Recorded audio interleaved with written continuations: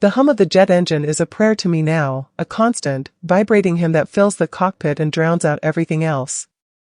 It's a sound that has become more familiar to me than my own heartbeat, a resonance that courses through my bones and settles my soul. Down there, on the patterned earth below, life is a tangled web of contradictions, of love that feels like loss, and pride that wears the mask of rejection. But up here, there is only clarity. The clean, sharp lines of the horizon, the unblinking truth of the instruments, the simple, brutal physics of flight. Up here, I am Captain Anya Sharma. I am a pilot. But the journey to this sky, to this singular, crystalline identity, was a path carved through the rock of my father's will, watered with my mother's silent tears, and paved with the shattered pieces of the daughter I was supposed to be.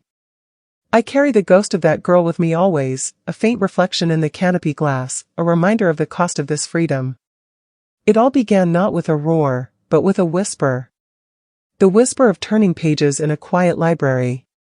I was 10 years old, small and inconsequential, lost in the musty-smelling aisles of the town's only library. It was my sanctuary, a place where the world was quiet and orderly, and the only expectations were those printed on a page. I wasn't looking for anything in particular that day, just escaping the tight, predictable boundaries of my world, the one that was being carefully stitched together for me at home. My fingers, small and still soft with childhood, trailed across the spines of books until one, a thick volume with a faded blue cover and a small, embossed illustration of an old-fashioned plane, caught my eye. The Spirit of St. Louis. I pulled it out, its weight surprising in my small hands. I sat cross-legged on the scratchy, burgundy-colored carpet, the dust motes dancing like tiny fairies in the slants of afternoon light that cut through the high windows, and I opened it. And there, in Charles Lindbergh's account of his solitary, treacherous flight across the vast, unknowable Atlantic, my world quietly, irrevocably, exploded. It wasn't the danger or the fame that captivated me, it was the profound, terrifying solitude. The idea of being utterly alone in that immense, silent blue, a tiny, fragile consciousness suspended between an unforgiving ocean and an infinite sky, with only your own skill, your own courage, your own will to rely on. It was the absolute opposite of everything I knew. My world was defined by the sounds of my mother's sewing machine, a persistent, rhythmic whir that spoke of duty, of delicate creation, of patterns that were meant to be followed. And it was defined by the scent of my father's workshop, the rich smell of cut pine, of varnish, and of honest sweat, a scent that spoke of solid, grounded things, of wood that knew its place and purpose, of structures that were built to last and to contain. My father, Arjun Sharma, was a man who believed the world was built on a foundation of rules as solid and unmovable as the earth itself. He wasn't an educated man in the formal sense, but he was a philosopher of materials. He was a craftsman, a carpenter whose hands could coax both beauty and unshakable function from a rough, stubborn block of wood. He saw life in terms of grain and structure. A table was meant to hold things up. A door was meant to provide a barrier or a passage. A roof was meant to shelter. And a daughter was meant to be protected, polished, cherished, and placed safely within the strong, beautiful walls of a good home, a home built by a man like him. His love for me was a deep, quiet river, but it flowed within banks he had built himself, banks he believed were for my own protection. He'd come home in the evenings, his clothes and hair dusted with a fine layer of sawdust that made him seem like a creature from a magical, earthy realm, and he'd pat my head, his rough, calloused hand surprisingly gentle. "And how is my little princess today?" he would ask, his voice a low, comforting rumble. He never asked what I was thinking. He never wondered what strange and foreign seeds were being sown in the secret, fertile garden of my mind. I was his Anya, his little girl, and that was an identity he understood completely. It was a box, beautifully crafted and lined with love, but a box nonetheless. My mother, Priya, was the bridge between our two worlds, the translator of silences. Her love was softer, more anxious, a constant, fluttering worry. She was the artist of our home, her medium was cloth and thread. I would watch her for hours, her head bent in concentration under the soft glow of a single lamp, her fingers a nimble blur as she guided shimmering silks and crisp cottons under the relentless, chattering needle of her machine. She could transform a length of plain, unremarkable fabric into a breathtaking sari embroidered with peacocks, a simple paper pattern into my perfectly fitted school uniform. In her own way, she was also an engineer, building a future for me with every stitch, a future that looked very much like her own. A good marriage, chosen with care and family approval. A well-kept home, filled with the smells of spices and the sounds of children. A life of quiet dignity, of predictable grace, of knowing your role and fulfilling it with love. She saw my restlessness, I think. She saw the way my eyes would wander from my embroidery hoop to the window, to the vast, untamed expanse of the sky, but she would just sigh a small, worried sigh and say, "Anya, Beta, come. Help me with this hem. Your stitches are too big." A woman's hands should be skilled in creating beauty, in mending what is torn, not in other things. She never specified what the other things were, but I knew. They were the things that were rough and dirty and dangerous. The things that took you away from the heart of the home, that made you sweat and strain and think in ways that were not considered feminine. They were the things that belonged to my father's world. The dreams of flight, once seated by Lindbergh's lonely journey, grew like a stubborn, tenacious weed through the carefully manicured lawn of my prescribed life. I started building model airplanes, locking myself in my room with tubes of glue that made me lightheaded, meticulously assembling the fragile balsa wood skeletons and stretching the thin, translucent plastic skin over them. I painted them in the colors of the Air Force planes I saw in the old, dog-eared magazines I secretly bought with my pocket money and hid under my mattress. My father, once, came into my room to call me for dinner and saw a half-finished model of a Spitfire on my desk, its wings not yet attached. He picked it up, turning it over in his large, capable hands that could shape hard oak but now held this fragile, whimsical thing. He didn't get angry. He just looked profoundly puzzled, as if he'd found a strange and utterly useless artifact from a civilization he didn't understand. "What is this for, Anya?" he asked, his tone not unkind, just genuinely, deeply confused. "It's a model, Papa. An airplane. A Spitfire." "It was a fighter plane," I said, my voice barely a whisper, my heart thumping. He placed it back on the desk, carefully, almost reverently, as if it were a wounded bird. "It is interesting," he said, choosing his words with care. "But it is a waste of time, Beta. Your mother needs you in the kitchen. She is teaching you how to make samosas today, the way your grandmother taught her. That is a more useful skill. That is a skill that feeds a family." That was the first time I felt the true chasm between us, a fissure so deep and dark I felt dizzy looking into it. He couldn't see the connection between the delicate structure of the model and the solid structure of a table. One was a toy, the other was truth. The years turned, and I grew from a quiet, observant girl into a young woman burning with a silent, fierce fire, and the sky called to me with a louder and more insistent voice. I deliberately chose the science streams in school, burying myself in the cool, hard logic of physics and the elegant language of mathematics, the fundamental dialects of flight. I devoured books on aerodynamics, on meteorology, on the history of aviation, on the lives of pioneering pilots, both men and the few, brave women who had dared to claim their piece of the sky. My secret world had its own maps, its own heroes, its own sacred texts. My room was a secret shrine, papered with posters of sleek jets cutting through cotton ball clouds, while outside my door, the real world continued its predictable march. My mother was beginning to casually drop hints about the sons of friends, about nice boys from good families who were studying to be engineers and doctors. The conflict was a slow-building pressure in our home, a silent, subterranean earthquake waiting for its moment to rupture the surface. The moment came on a Tuesday. It was a humid, still afternoon that smelled of impending rain, and I was walking home from college, my bag heavy with textbooks, when I saw it, pinned to the faded cork of the community notice board outside the post office, fluttering slightly in the listless breeze.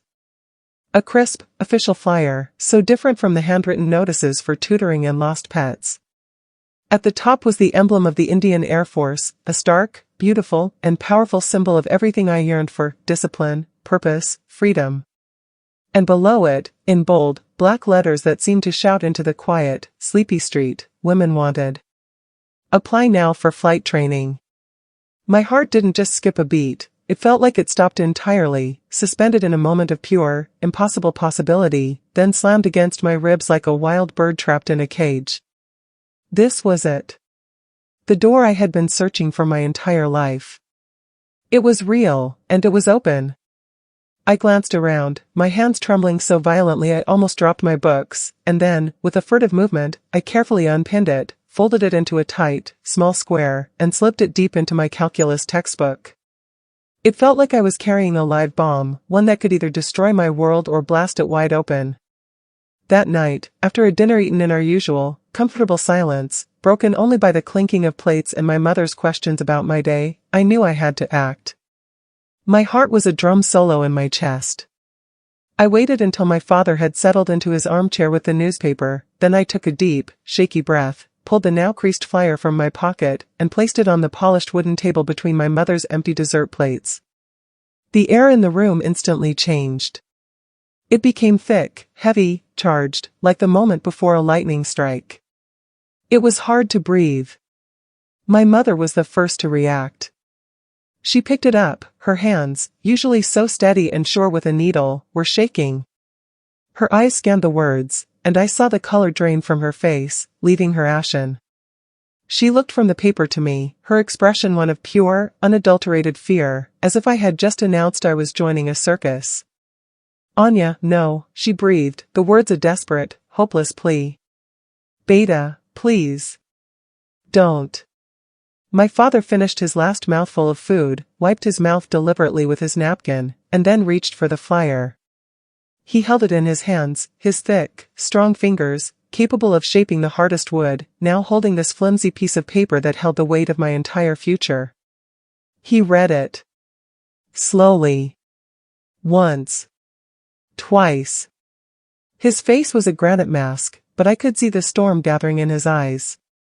I could see the muscle in his jaw twitching, a tiny, frantic pulse.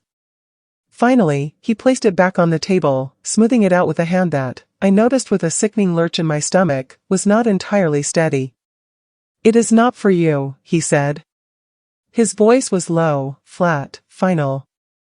It was the voice he used when he declared a piece of wood irredeemably flawed, split at the core, fit only for the fire. "Why?" The word tore out of me, louder and sharper than I intended, a challenge thrown down in the quiet room. "Why is it not for me? They are asking for women. They want us. It says it right there." He looked at me then, and the confusion in his eyes was more painful than any anger could have been. "Because you are my daughter," he said, as if that single statement explained everything in the universe. And in his world, it did. This is a game for boys. For men with nothing to lose. It is dangerous. You will be living with men, training with men, competing with men. What will people say? The Sharma girl, who flies with boys. The shame would be unbearable. Your mother and I, we could not hold our heads up in this town. Our reputation, your reputation, would be ruined before your life has even begun. Shame?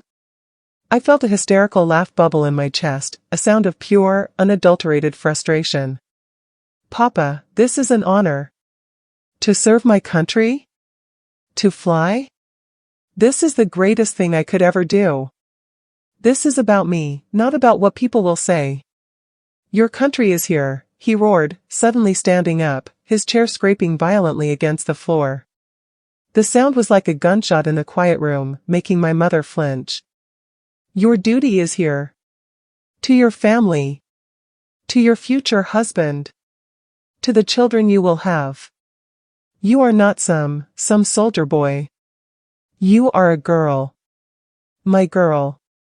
And I will not allow it. I forbid it." The word forbid hung in the air between us, a wall I knew I would have to scale or break through. It was a word from another century, a word that had no place in my dreams. The argument that followed was our first real war, a battle for the very soul of my future. I was no longer his obedient, placid daughter, I was a stranger, a revolutionary shouting slogans from a foreign land. I spoke of passion, of destiny, of a world that was changing, of the right to choose my own path.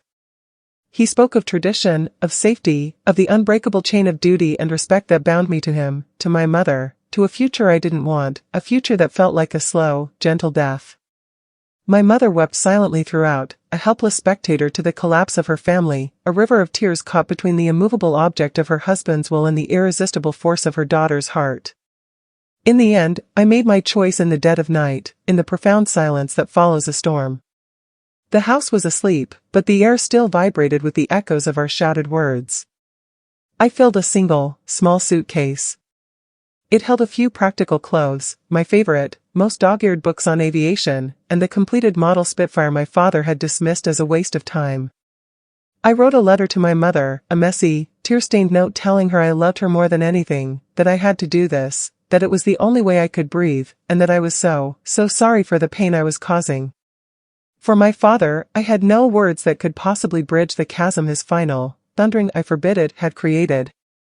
I left the letter on my perfectly made bed, in the room that no longer felt like mine, a room that belonged to the ghost of the girl I was leaving behind. I walked through the silent house, my heart pounding so hard I felt sick with it, each step an eternity. I paused at the front door, my hand on the cool, polished brass knob my father had fashioned and installed with his own hands. I didn't look back. I couldn't. If I had seen my mother's face in the dim light, or my father's sleeping form, my courage would have evaporated into the night air. I turned the knob, opened the door, and stepped out into the cool, free, terrifying night. The sound of the latch clicking shut behind me was the sound of my childhood ending, a final, decisive note. The training academy was a shock to every one of my senses, a brutal and beautiful awakening. It was a world of stark, uncompromising colors, the dull olive green of uniforms, the hard stone gray of the barracks, and the relentless, sun-baked brown of the vast parade ground. The air was a constant cocktail of smells, male sweat, diesel fuel, boot polish, and the faint, ever-present scent of fear and determination. The sounds were a symphony of discipline, of orders shouted from the depths of leathery lungs, of hundreds of boots hitting the tarmac in perfect, earth-shaking unison, of a harsh, impersonal bugle that dictated every minute of our lives from before dawn until long after dusk. I was the only woman in my batch of 50 cadets. From the moment I arrived, my long, dark hair already shorn to a practical, regulation length that felt alien against my neck, swimming in a uniform that seemed designed for a broader, taller, different species, I was an anomaly, a curiosity, a problem to be solved. My instructor was a warrant officer named Singh, a man who seemed to be carved from the same granite as my father, but without any of the hidden softness. He had a voice that could strip paint from a wall and eyes that missed nothing, that saw every flicker of doubt, every moment of weakness. On my first day, during the initial inspection where we stood ramrod straight under the blistering sun, he stopped in front of me, his eyes moving from my poorly polished shoes to my nervously twitching hands. "Sharma," he barked, his voice cutting through the humid air. "I've read your file. Top of your class in school. Very impressive. Full marks in physics. But this," he gestured with a sweep of his arm that encompassed the sprawling, brutal, magnificent campus, "this is not a classroom. This is not about books. This is not about theory. This is about guts. This is about what you are made of when you have nothing left. And I have yet to see a woman who has the guts for this. Prove me wrong." His words, "prove me wrong," became the mantra I whispered to myself every morning when the 4 a.m. bugle tore me from sleep, every time my muscles screamed in protest, every time the loneliness threatened to swallow me whole. Prove him wrong. The physical training was designed to break us, to find our absolute limit and then push us mercilessly beyond it. It broke men. Big, strong men from farming families, men who had been champion wrestlers and star football players in college, were reduced to vomiting by the side of the track, sobbing with exhaustion and frustration in the dark of the barracks. For me, it was a daily crucifixion. I was smaller, I had less raw strength, and I was certain I was pushed harder, singled out for special, brutal attention.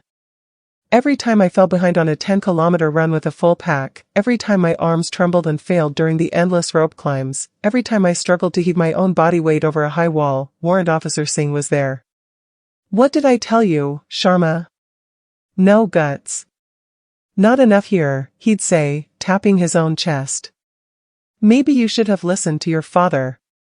Maybe you should be home, learning to cook, having babies. That's a real woman's work. The loneliness was a physical ache, a cold, heavy stone lodged permanently in my gut.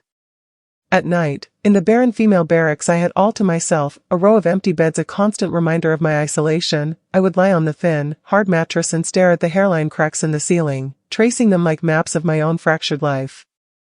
I would think of my mother's face, soft and worried. I would remember the smell of her cooking, the rich, comforting aroma of cumin and coriander. I would think of my father's workshop, the peaceful, rhythmic sound of his hand planing wood, the scent of freshly cut cedar. I would cry then, silent, desperate, body-racking tears into the rough, government-issue pillowcase. The weight of my choice was crushing me. Had I made a terrible, irreversible mistake? Had I traded a life filled with unconditional, if suffocating, love for a life of this brutal, unending, impersonal punishment? Was this freedom, or was it just a different, more demanding kind of prison? But something stubborn and unyielding in me, a core of steel I never knew I possessed, refused to break. I started waking up an hour before the reveille bugle sounded. I would sneak out into the pre-dawn darkness, the air cold and sharp in my lungs, and run laps around the deserted track until my legs felt like lead. I did push-ups and sit-ups on the cold, concrete floor of my barracks until my muscles burned and my arms collapsed beneath me. I volunteered for every extra duty, every punishing drill, every task that was deemed too difficult or too dirty. I made my body strong, hard, and capable. I turned my soft, girl's hands into calloused, capable tools. I learned to disassemble and reassemble a rifle blindfolded, my fingers learning the shape and feel of cold metal in the dark. I learned to read a topographical map by the faint light of the stars, to navigate by the moon.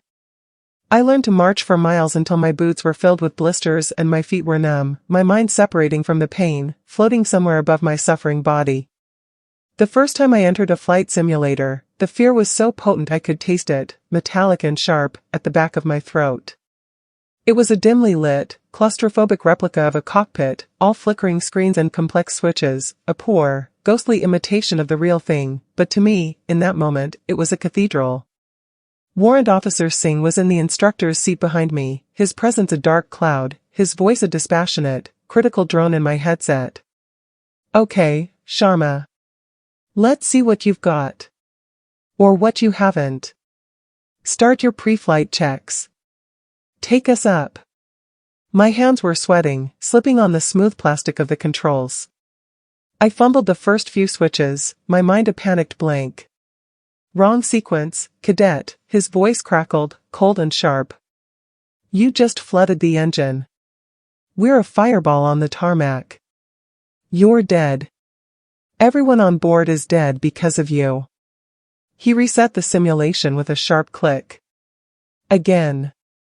The second time, I managed to get the virtual plane off the ground, but my turns were clumsy and jerky, my altitude erratic. You fly like a frightened old woman on a scooter, Sharma. Is this a joyride? This is an aircraft. A machine that demands respect. You are fighting it. You must become one with it. But then, on the third attempt, something miraculous happened. The fear receded, burned away by a surge of pure, focused concentration. A deep, humming calm settled over me. My hand stopped shaking. The controls felt right. They felt like an extension of my own arms. I pushed the throttle, felt the simulated vibration through the seat, and guided the virtual plane smoothly, powerfully, down the runway. I lifted off, the ground falling away, and banked into a gentle, precise turn. The digital horizon was steady. The altimeter climbed in a smooth, unwavering arc. For a few minutes, there was only the electronic hum of the simulator and the quiet, confident, almost unconscious movements of my own hands and feet on the controls. I was flying. In my mind, I was truly flying. There was a long, heavy silence from the back seat. Then, Warrant Officer Singh spoke, and his voice was different. The mocking, disdainful edge was gone. It was flat, neutral, strictly professional. Better. Much better. Maintain your heading. Watch your airspeed. Prepare for landing sequence. It wasn't praise. Not really. But it wasn't condemnation. It was, I realized with a jolt, the first brick in a fragile, hard-won bridge of respect. It was a beginning. The real flying, of course, was a different universe entirely, a sensory and emotional overload that no simulator, no matter how advanced, could ever hope to replicate. My first flight in an actual trainer, a Kirin MKI, is etched into my memory with the clarity of a diamond. The smell of avgas, sharp and chemical. The sheer, physical, breathtaking force of the takeoff roll, the acceleration pressing me back into my seat like a giant's hand. The dizzying, miraculous, heart-stopping moment the wheels left the earth, the vibration of the runway ceasing, replaced by the smooth, powerful surge of flight. And then, the world opening up beneath me. I looked down, through the clear canopy, at the patchwork of green and brown fields, the tiny, toy-like houses, the ribbon-like roads, and a feeling of such profound, absolute rightness washed over me that I started to cry, the tears streaming down my face, hot and unchecked, inside my oxygen mask. My instructor, in the seat behind me, probably thought I was terrified. But I wasn't. I was home. I had found the one place in the universe where I was completely, utterly, and perfectly myself. All the struggle, the pain, the loneliness, it was the price of admission to this heaven, and in that moment, it felt worth it. I wasn't entirely alone in my struggle. Slowly, painfully, brick by brick, I began to earn the respect of my fellow cadets. It didn't happen overnight, and it wasn't given freely. It started with small, almost imperceptible things. Ravi, a lanky, good-natured cadet from Punjab with a ready smile, saw me struggling to carry a heavy crate of engine parts across the tarmac and, without a word, walked over and took one end, falling into step beside me. Another, Vikram, a serious, intensely competitive cadet from Bangalore, started silently saving a seat for me in the crowded mess hall during meals. They stopped seeing me first as the girl, a strange and unsettling presence, and started seeing me as Sharma, just another cadet, another body being put through the same hell, another mind being stretched to its breaking point.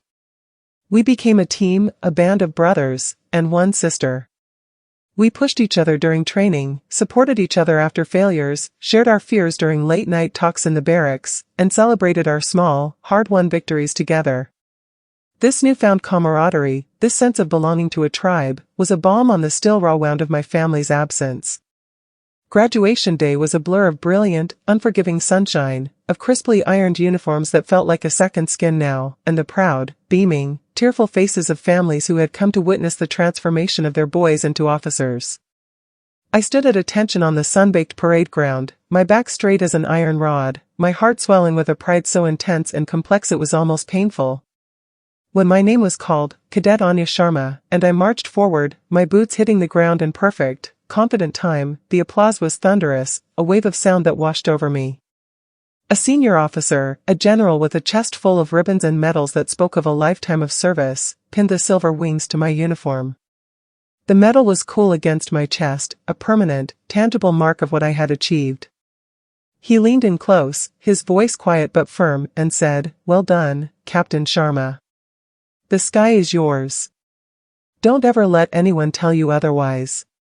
My eyes, against my will, scanned the crowd of cheering families, a foolish, hopeful, desperate part of me still yearning, still praying, to see them. My mother's proud, tearful face. My father's stoic, but undoubtedly approving, nod. But the space where they should have been remained a hollow, empty, aching void in the midst of all the celebration. The triumph of the moment was profoundly bittersweet, tinged with the deep, abiding sorrow of their absence. I had climbed the mountain. I had reached the summit. But I had done it alone, and the view, for all its magnificence, was lonely. My first posting was to a transport squadron in the dusty plains of the north. I was to fly the mighty C-130J Hercules, a giant, rugged, four-engine workhorse of the skies that looked less like a plane and more like a building that had learned to fly. My job was not the glamorous, high-speed dogfighting of the fighter pilots, nor the secretive, high-altitude reconnaissance of the spy planes, it was hauling. The unglamorous, essential, backbone work of the Air Force. moving troops to border posts, ferrying sacks of rice and medical supplies to remote Himalayan outposts cut off by snow, conducting medical evacuations from disaster zones, parachuting supplies to soldiers in high-altitude deserts. It was work that required patience, precision, and immense physical and mental stamina. And I loved it. I loved the sheer brute strength of the aircraft, the deep, thunderous roar of its engines. I loved the complexity of managing a large crew, the co-pilot, the flight engineer, the loadmaster. I loved the immense responsibility of a mission, the knowledge that lives and essential supplies depended on my skill and judgment. I flew through torrential monsoons where the rain hit the windshield like bullets and the sky was a solid wall of gray. I flew over vast, shimmering deserts where the horizon dissolved into a heat haze. I flew along the jagged, breathtaking, terrifying spine of the Himalayas, navigating through narrow valleys where the peaks seemed close enough to touch. I carried soldiers heading home on long-awaited leave, their faces eager and alive with anticipation, and I carried young, wide-eyed recruits to their first postings, their faces pale with fear and excitement. I carried tanks and trucks and, once, an entire plane full of squirming, bleeding baby goats for an agricultural project in a remote village. My life had found a purpose and a structure that was entirely of my own making. I had my own small, sparse apartment on the base, a place that was entirely my own, with no one else's expectations hanging in the air. I had friends, a social life, an identity that was earned through sweat and competence, not given through birth. But the ghost of my father was my constant, silent co-pilot. Every week, without fail, every Sunday evening, I would call my mother. The conversations were a delicate, painful dance around the great, silent elephant in the room. She'd tell me about the mango tree in the backyard, whether it had borne fruit this year. She'd tell me about Mrs. Gupta's new grandson, about the rising price of lentils and potatoes. Her voice was a fragile, precious thread connecting me to my past life, to the world I had left behind. And then, always, my heart pounding, I would ask the question that made my stomach clench into a tight, anxious knot. Anne. Papa? How is he? The answer was always some variation of the same. A long, weary sigh. A pause filled with unspoken sorrow. He is, okay, Beta. He works. He comes home. He eats. He sleeps. He doesn't speak of you. It's as if that chapter of his life is closed, locked away in a room he never enters.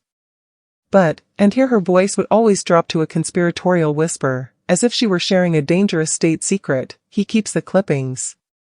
From the newspaper. The ones with your picture, from when you graduated, from that article about your squadron last year. I find them in his workshop, tucked carefully inside his old, leather-bound ledger book, under his drawings for furniture. This was the emotional thread that ran through the fabric of my new life, a thin, unbreakable wire of hope and pain. His silence was a presence, a cold, dark spot in my heart that no amount of cockpit heat or professional success could ever truly warm. I sent him letters, long, detailed, carefully composed letters about my life. I described the feeling of flying at dawn, when the world was still asleep and the sky was painted in shades of rose and gold. I wrote about the stark, majestic beauty of the mountains from above, like the crumpled spine of the earth. I told him about the respect and camaraderie of my colleagues, hoping he would understand the value of that. I even wrote about the mechanics of the Hercules, describing the massive propellers and the complex hydraulic systems, thinking that might appeal to the craftsman, the engineer in him. I told him I missed him. I never sent the ones where I confessed how lonely I sometimes felt in the midst of all these people, how I missed the sound of his workshop, the simple, solid taste of my mother's food. I sent him a birthday card every year, a simple, store-bought card with a generic message, because I no longer knew what my own message to him should be. On my birthday, there was only silence from home. No card, no call, just a void that echoed with the memory of my mother's voice singing happy birthday, and my father's quiet, make a wish, princess. The years folded into one another, marked not by birthdays and festivals, but by promotions, by new postings, by the number of safe flight hours logged in my record. I became a senior pilot, a flight commander, an instructor myself for a new generation of wide-eyed cadets, some of whom were now young women, their eyes holding the same mixture of fear and determination I once had. I was no longer an anomaly, a novelty to be stared at. I was Captain Anya Sharma, a known quantity, a competent, reliable, and respected officer. The initial curiosity and skepticism about the woman pilot had long since worn off, replaced by the steady, unshakable respect earned through 1,000 safe landings in difficult conditions, through countless successful missions flown with quiet professionalism. I built a life.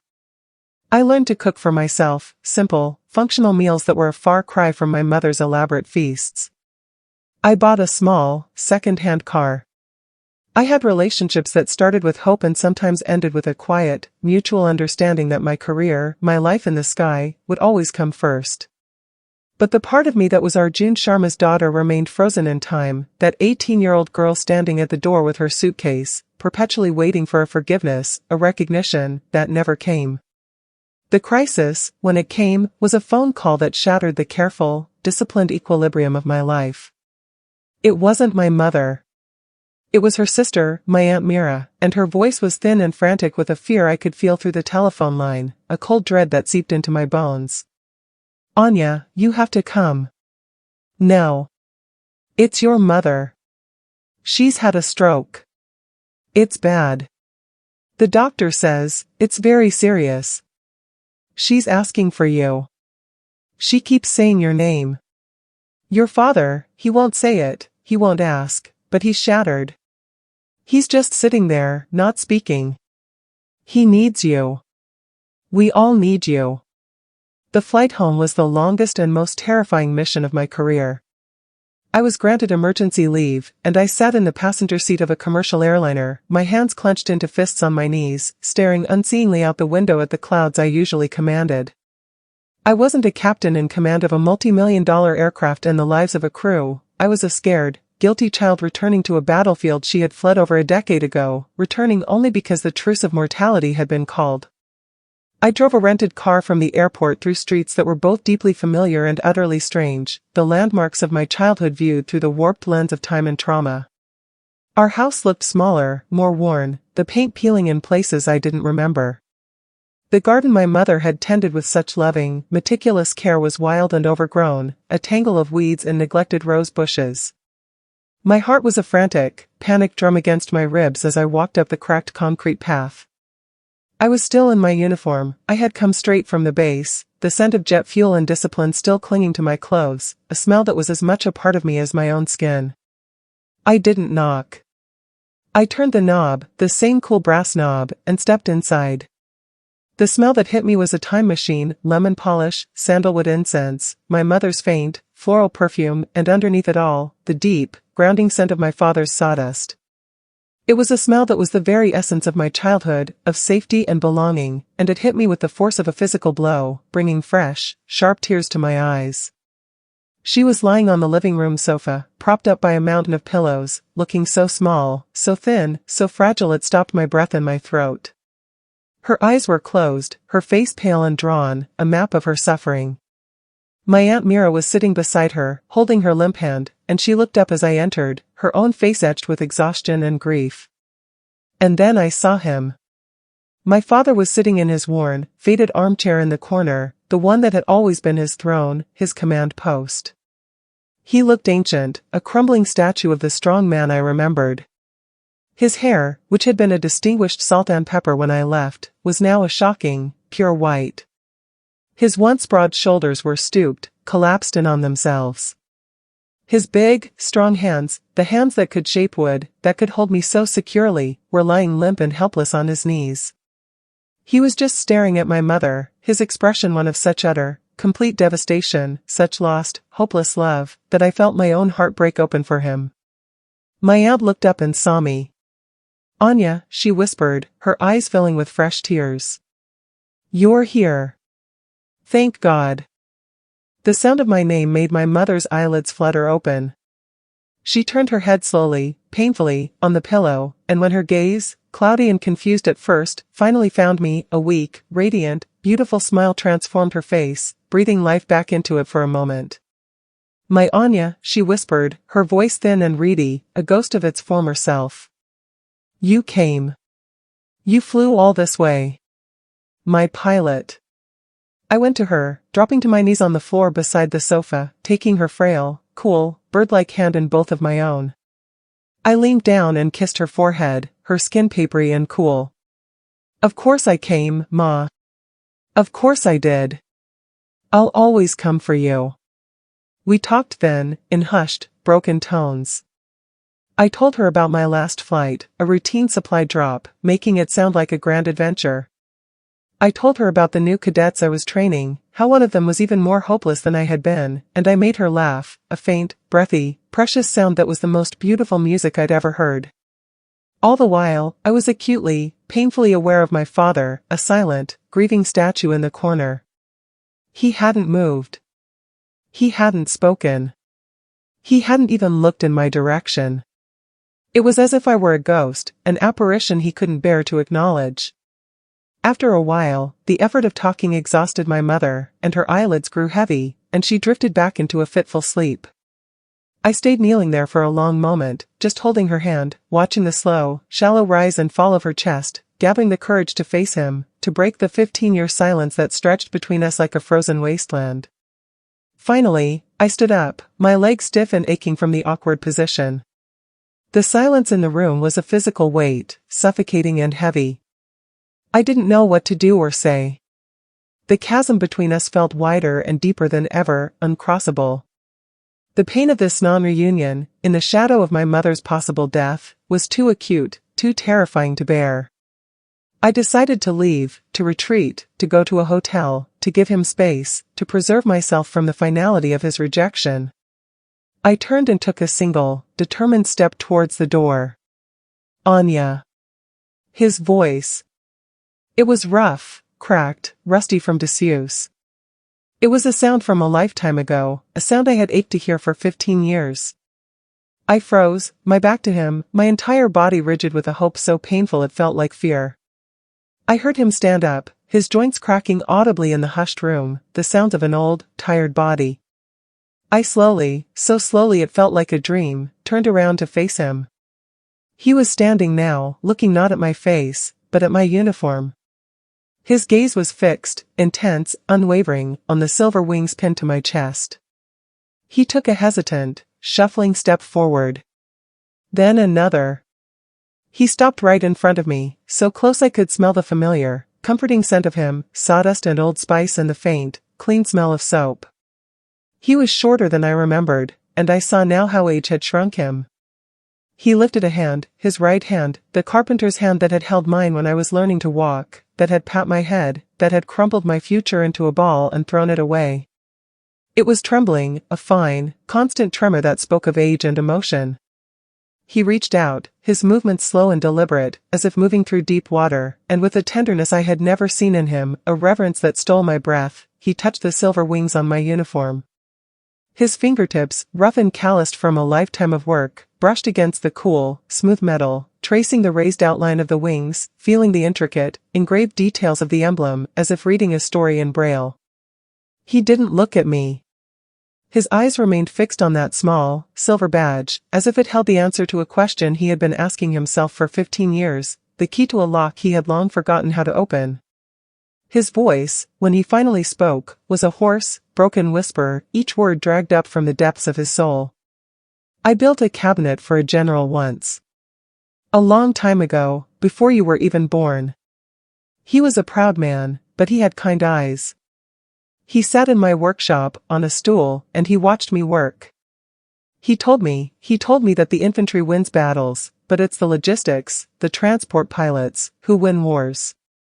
He paused, swallowing hard, his Adam's apple bobbing in his thin neck. He said it takes a different kind of courage to be a good pilot.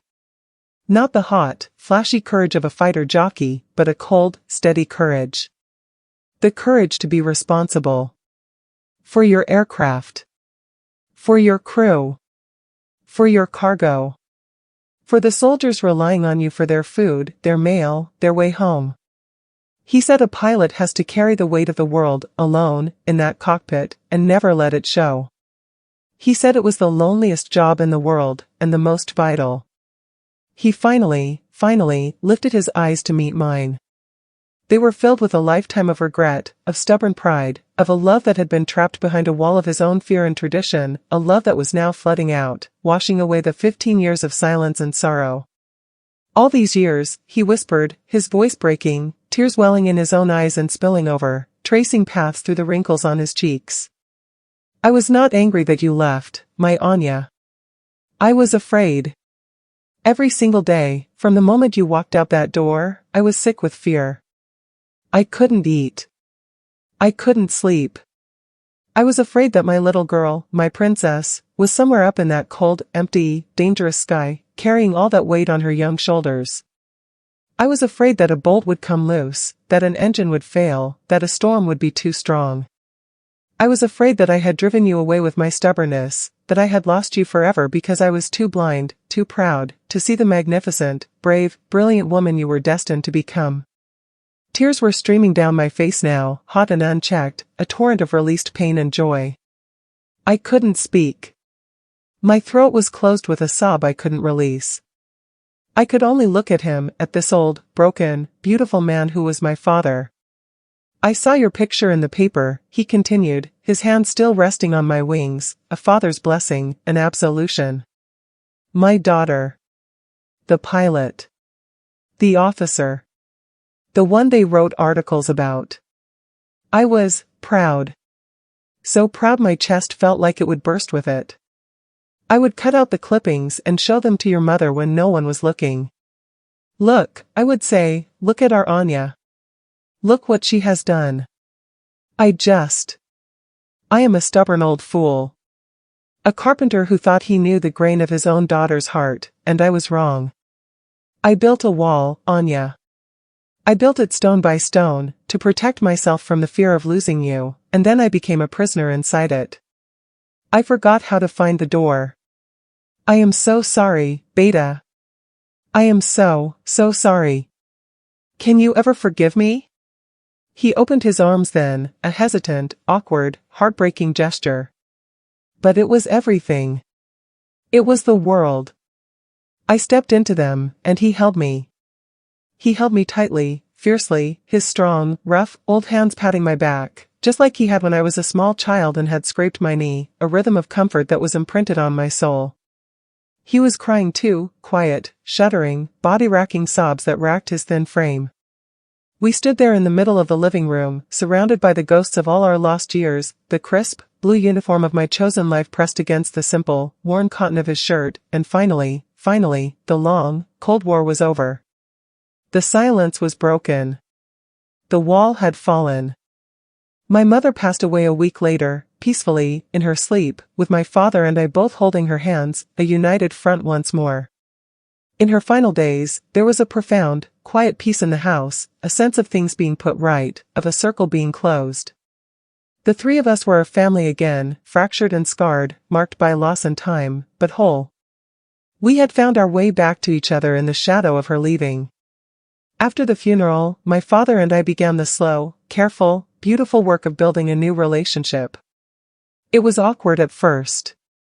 We were two strangers who shared a deep, complicated history and the same stubborn blood. We didn't know how to talk to each other as adults, as equals. But we learned. He'd ask me about the Hercules, about the torque of the engines, about how it felt to land on a short, dusty runway in a crosswind. I'd ask him about his woodworking, about the grain of a particular piece of teak, about the clients he was building furniture for now that he was semi-retired. We found a new language, one built not on commands and obedience, but on a hard one, precious mutual respect and a love that had, against all odds, survived its own long winter. I still fly. The hum of the jet engine is still my prayer, my meditation, my home. But now, when I look down at the world, at the tiny houses and the winding rivers, I don't feel that same, sharp, lonely ache in my heart. I know that down there, in a small house with a garden we are slowly tending back to health together, is an old man who is my father. He still doesn't say much, but he doesn't have to. When I visit, I often find him in his workshop, the old ledger book open on his bench, the smell of wood and varnish a comfort. And tucked carefully inside the ledger, preserved like sacred texts, are all the yellowing newspaper clippings, the chronicle of his daughter's career, of the path he once forbade. He doesn't hide them anymore. Sometimes, he'll point to one and say, "This was a good picture of you. You look so capable." And that one word, from him, means more than all the medals in the world. The reconciliation didn't erase the 15 years of pain. Those years are a part of me now, woven into the very fabric of who I am, like the grain in a piece of wood. They are the scars that remind me of the terrible, beautiful cost of my dreams. But they also remind me of the incredible resilience of the human heart, of its vast, stubborn capacity to heal, to forgive, to learn, to love again, even after the most profound of fractures. My legacy isn't just that I was the first woman pilot in my unit, that I broke a barrier for the girls who would come after me. My legacy is the deeper, more personal understanding that some dreams are so essential to who you are that they are worth any price, even the price of a broken heart, even the price of a long, cold exile. That sometimes, the most direct route to where you're meant to be is a long and painful detour through a desert of loneliness and doubt. And that love, real love, the kind that is rooted deep in history and blood, is resilient enough to find its way back to the light, even after the longest and coldest of winters. The sky taught me how to be free, how to be strong, how to be my own master. But the ground, and the love I found there again in my father's arms, taught me how to be whole. And if I could go back in time, through the years and the miles, to talk to that terrified, heartbroken 18-year-old girl standing at the door with her small, pathetic suitcase, her entire world shattered around her, I would hold her tight and I would tell her this: go. Be brave. Be so brave it terrifies you. It will be harder than you can possibly imagine. There will be days when the loneliness is a physical pain, a cold stone in your chest. There will be nights when the weight of your choice will threaten to crush you, when you will lie awake and wonder if you have made the worst mistake of your life. You will miss them every single day. Their absence will be a shadow that follows you everywhere. But go. Because a dream isn't just a fantasy, it's the truest, most essential part of yourself calling you home. It is your destiny. It is the song your soul was born to sing. And sometimes, if you are brave enough to answer that call, and stubborn enough to see it through, no matter the cost, the people you left behind will eventually, miraculously, find the courage to follow you into the light, to see the world from your new, breathtaking height, and to love the person you have become.